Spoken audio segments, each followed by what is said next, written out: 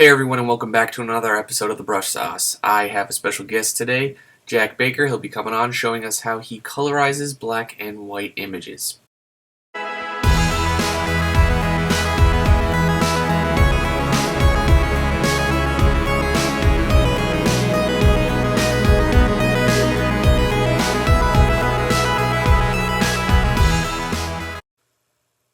Alright everyone, just as a quick note before we begin this, it's like 7 in the morning here. I woke up really early to get this recording done with this special guest, and me being the technical wizard that I am, forgot to put my headphones on, and so his voice is going to have an echo on it.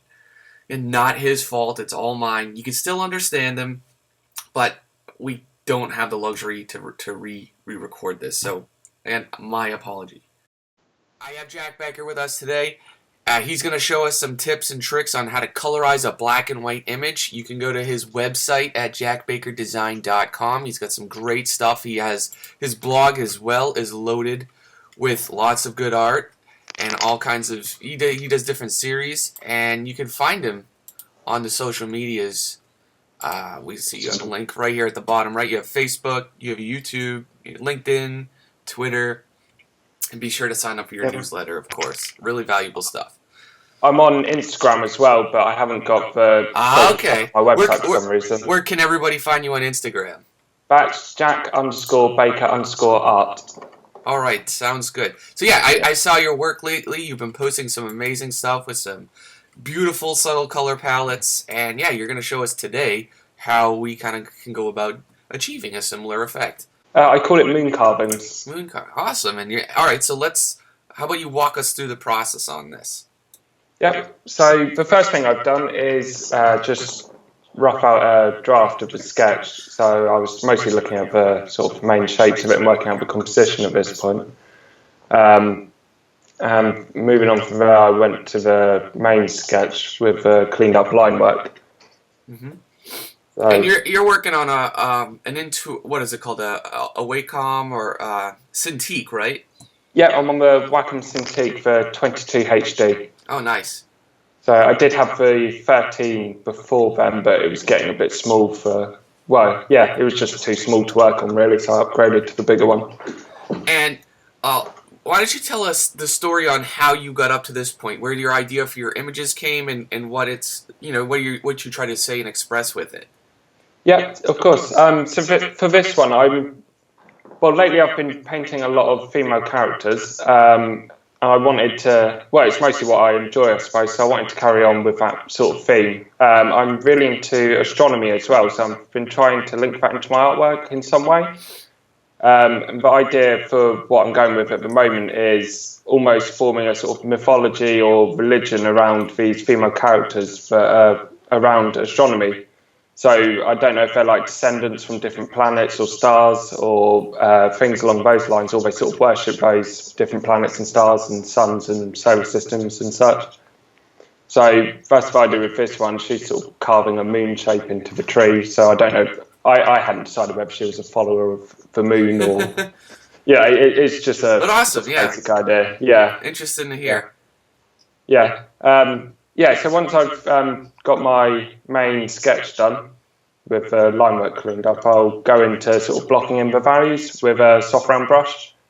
Cool. And I think I said to you, but I like to use the soft round brush to begin with because it allows me to keep some soft edges in the final piece. I like that because you get to it's kind of like looking at it with a little bit of blurry vision, and then it lets you kind of just focus in as you harden and tighten up the edges on the more important aspects. Yeah, exactly. Yeah, I mean, it almost looks like beer goggles at the moment. Yeah, I can see that. Yeah, but yeah, from there I was just got my values sorted, and from there they pretty much stayed the same. I was just sort of working in details into the black and white. What would this look like at this point without the line art? Because I did notice that is turned on.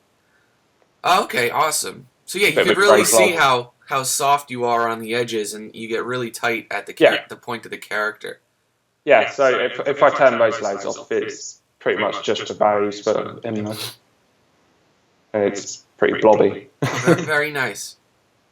Yeah, so yeah, I'm just building up the values, working in some of the details and forms of the piece. I changed this lower left branch because I just didn't like it. Yeah, I like that new one. Yeah. So, yeah, the next part was me getting into colour. For this, I started off using gradient map adjustment layers. Okay, yeah, so you go to a new adjustment layer and pick gradient map. Yeah, it's the sort of circle, half black, half white circle at the bottom of the layers menu, and gradient map from there. So, okay, awesome. Yeah. And I see you have that at about a 30% opacity. Yeah, that's right. Yeah, 30% opacity, and I've got that on a soft light layer. If I put that onto a normal layer, you can see what it does. Oh. So, and that's the copper gradient map, which is one of the presets that comes with Photoshop, I think. Okay, interesting. Yeah, so I'll put that. Is that right? Yeah, that's the one.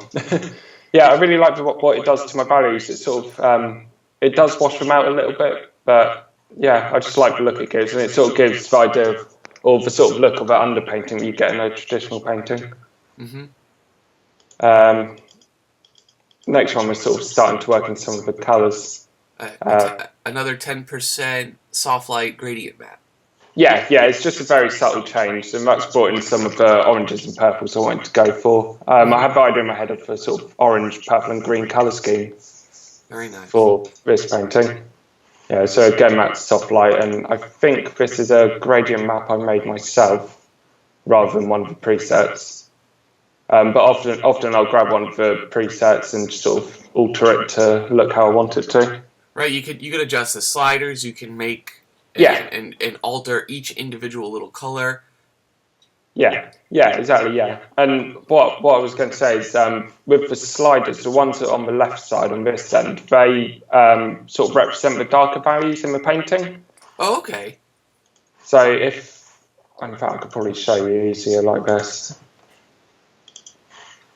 So you've got your darkest values on your left side. So if I changed that to red, all the darker values in the painting would then become red. Oh, okay. And the lighter ones, I'll put that sort of contrast. I'll put them blue. You can see they all go blue. And you can good to know. You can almost sort of select out different parts of a painting and change the colours of them with it. Oh, that's fun. That's psychedelic. Yeah, it's a bit crazy. I don't think I'd go for this colour scheme. Yeah, on color schemes, did you have something in mind, or are you just feeling it out as you go through it? A lot of the time, it's just playing around with colours that I think work well together and seeing what looks best for the piece. But then sometimes I do go into it with a colour scheme in mind. For this one, I did want to go with purple and green and yellowy sort of colours.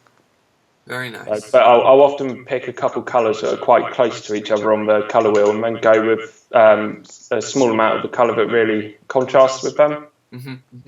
So I don't know if you saw the narwhal painting on my website. It's mostly blue, just with a little bit of orange. Yeah. So a lot of complementary colors. In your work. But the next bit is I just threw in a levels adjustment layer because I found my values were getting quite washed out.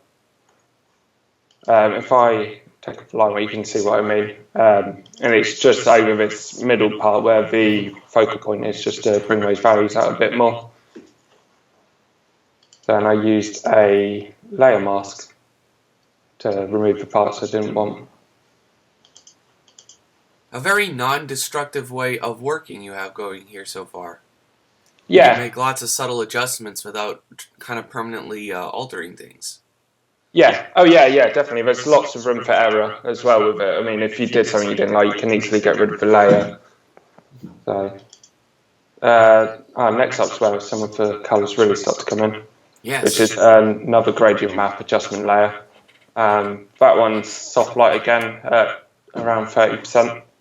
So see guys, if you want deep, rich palettes, you need to think like a traditionalist and build it up with lots of subtle layers. Don't just throw in that final color you want. Otherwise, it'll look like you did, and I think the colors won't be as deep, they won't be as rich, and they may look a little flatter than you want them to. Yeah, Yeah, I mean, I find this is almost like doing colour washes. Mm-hmm. So next up was just I threw a tiny bit of purple over where she is and the focal point of the piece. That one's actually on a screen layer blending mode. So because I just wanted the purple, so You want to show everyone what that would look like on a normal layer, so they can actually see the difference. Yeah, it just Okay, made there it you a lot go. darker. If I turn the opacity up, it would look like that. Woo! Yeah. See, it's all about all about the layer blending modes. But I used screen because I only wanted the purple to be in the shadows. Mm-hmm. So on this, I've set the purple to the left side of the sliders, so it's the darkest values will be turned purple.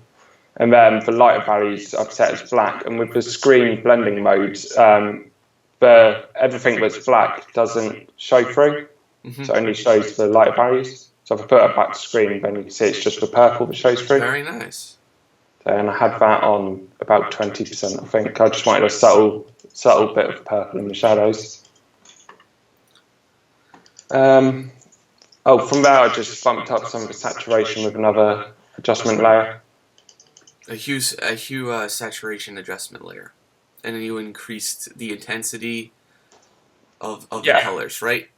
I think that was vibrance. Okay, vibrance. All right. Yeah, it's vibrance adjustment layer. I've never used that layer directly, so yeah, I'm learning a ton along the way. So this is great. Yeah, I mean, I pretty much used the saturation slider. I used a tiny bit of the vibrance one, but I'm not really sure how much difference that would make.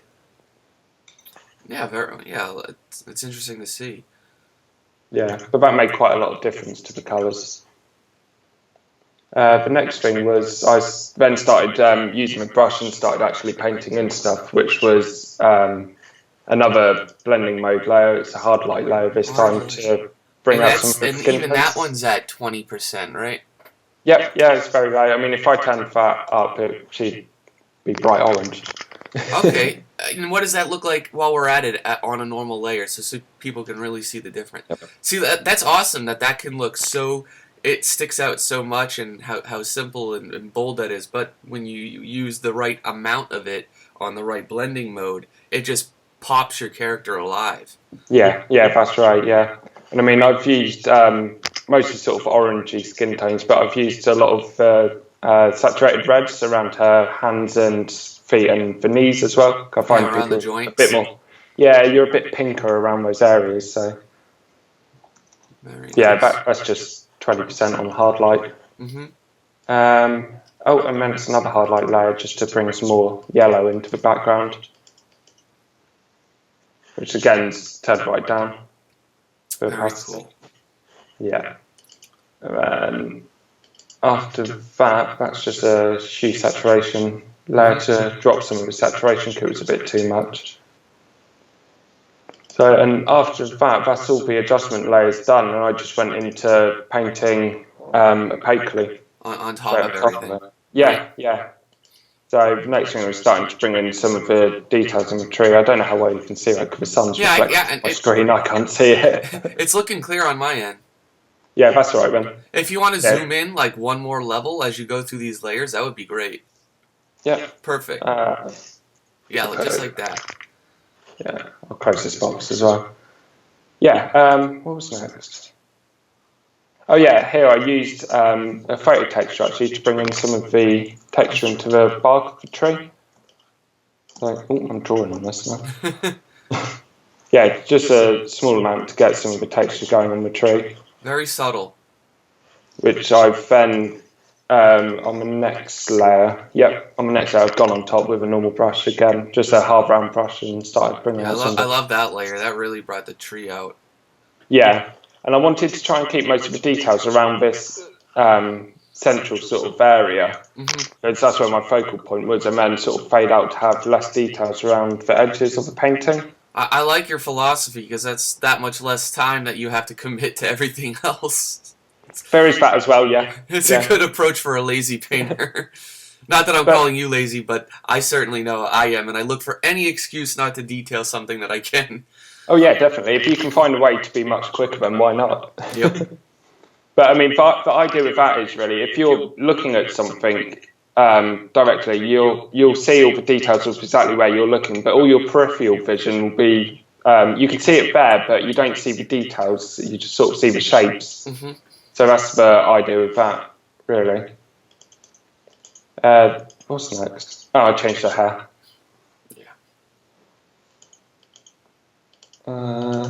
Yeah, from here it's really just sort of finalising things, making slight adjustments and bringing more detail. This layer I softened up some edges in places as well, which again goes with that sort of peripheral vision thing again. And changed her top, and I think that's the final thing I did. Very nice. Yeah. Thank you for walking us through this process today. I'm sure a lot of people will find some value in this. Yeah, absolutely. It's been a pleasure too. Hey, what's on the horizon for you? What do you have? What do you have coming up that you're going to be working on? Anything really cool? You have anything planned out? Not huge amounts. I will. Did I see you were doing a painting a week? Yeah, I'm trying to do one painting a week if I can. That's awesome. That's a good realistic goal. I like that. Yeah, I mean it's not always possible because I do have to take client work as well. Mm-hmm. Unfortunately, right? yeah. So I mean I'd much rather be doing my own thing, but yeah. And everybody can follow your process on these and get in on it, right? You're running a Patreon now, correct? Yeah, that's right. I am. Yeah. Awesome. With the Patreon, I've got 5 different tiers at the moment. The lower down ones, they get sort of processed images with a little bit of written description, and then it moves up through to the full resolution files. I'm sending Photoshop documents where they can break down the layers and see my process for themselves. Mm-hmm. And then the higher tiers, there are video tutorials, and I've just put a new tier on there for postcard prints as well. Okay, awesome. Because I wanted to give them a physical reward rather than it all being digital. Yeah, that's great. Yeah, it's good fun to do it so far. Yeah. I'm looking forward to seeing more of your work each and every week then. Thank you. Well, thank you for coming on today and show us what you're working on and where you're heading. Yeah, absolutely. It's been a pleasure to talk to you, Tyler. Thank you ever so much.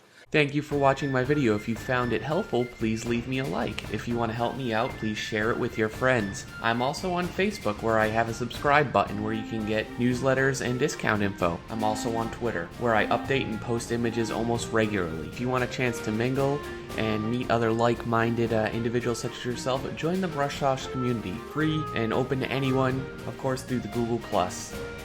And finally, if you'd like to inquire about my mentorship program, head over to tyleredlinart.com, click on the mentorship tab, scroll through, read over some of the guidelines, and feel free to check out several of my testimonial videos on my YouTube channel itself.